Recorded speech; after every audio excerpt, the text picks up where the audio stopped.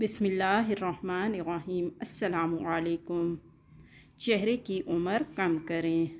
हर औरत की ख्वाहिश होती है कि इसका चेहरा तरोताज़ा रहे और वो अपनी उम्र से कम नज़र आए। तो इसके लिए आपको आज एक टोटका बता रही हूँ, इस्तेमाल करें, इंशाअल्लाह ताला फ़ायदा होगा।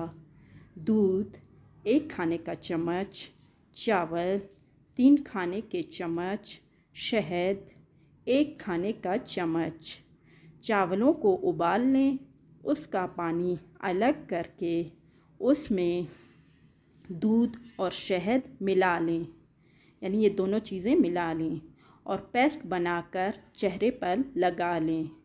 10 मिनट के बाद चेहरे को चावल वाले पानी से अच्छी तरह धो लें कि जिसमें चावल उबाले थे उस पानी से, सादा पानी से ना धोएं। उस पानी में बहुत ही ज़्यादा फ़ायदा है। हफ्ते में 1 बार इस्तेमाल करें।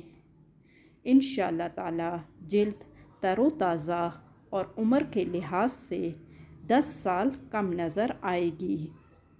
मज़ीद वीडियो के लिए सब्सक्राइब करें। शुक्रिया।